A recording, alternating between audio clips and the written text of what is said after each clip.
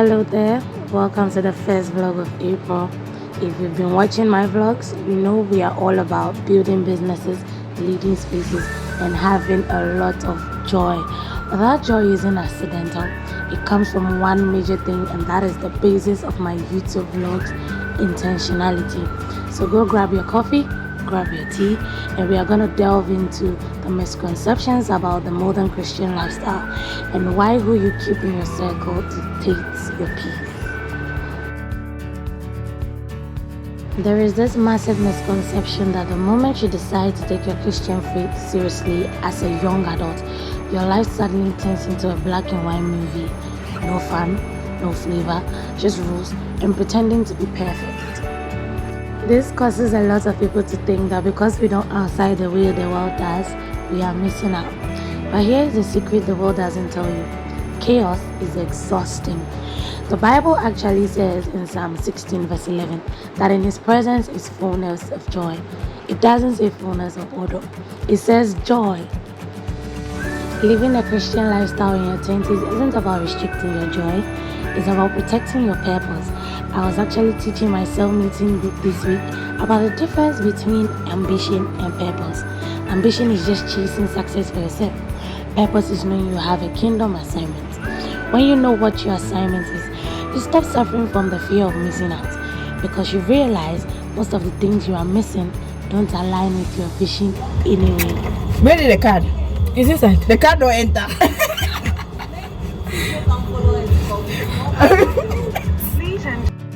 My happy moment this past weeks included laughing till my ribs hurt with my friends, leading the choir, having deep late night pep talks, and they were beautiful because there was no hidden agenda, no toxicity, just pure, safe connection.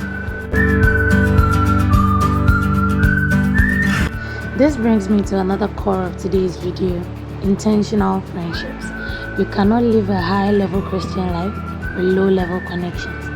I am at a stage where I don't just want friends to vibe with, I want friends I can build with. The book of Amos chapter 3 verse 3 asks a very practical question: can two work together except they agree? I call it the correctness culture.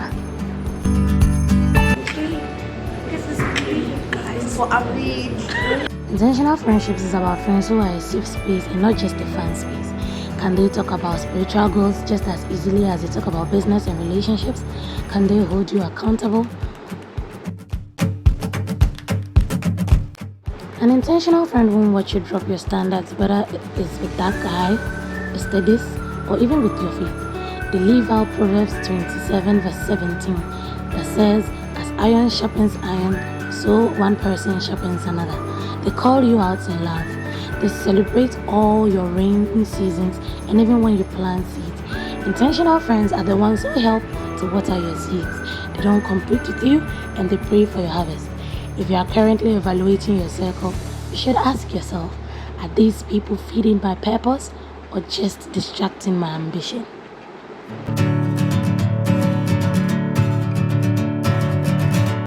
Between restructuring my career's administration, cell meetings, and handling my day-to-day activities, I made sure to stop and just breathe. Whether I was listening to gospel music, catching up with good friends, or just securing those wins for my final year at UPSC, the joy has been in the journey, and God has literally been in the details. Now let's talk about the aesthetic for a second. There is this weird misconception that giving your life to Christ means handing over your sense of style. Like all of a sudden you are supposed to only wear dull colors, drop your skincare routine, and suddenly hide in the background. Now that's not true. Modesty and elegance are best friends. You can look like a whole masterpiece while still honoring the master. I'm a firm believer that you can walk into a boardroom, a lecture hall, or a brunch date looking like the absolute governor of your life. It will surprise you how many people think we young Christians just sit in a circle and stare at the wall. We still do the fine dining, we still do the aesthetic cafe trips, the late night road trips, and of course the loud belly laughs. The only difference in our behavior is that we actually remember what happened the next morning. We wake up with peace, no hangovers or anxiety about who we texted. Our joy doesn't require a substance to activate it, it's built in.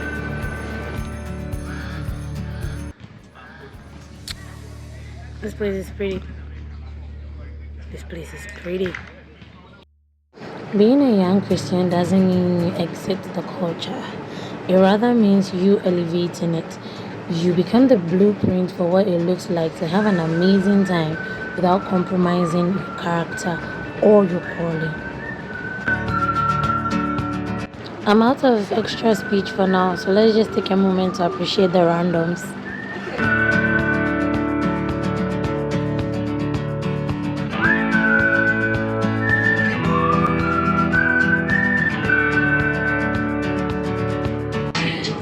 What did NBA say? NBA said I should go to MOBs.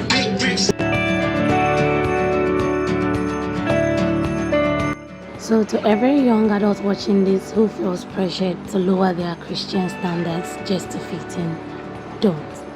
The right people will find your boundaries attractive, not intimidating, and the right community will make the Christian walk the most fulfilling adventure of your life.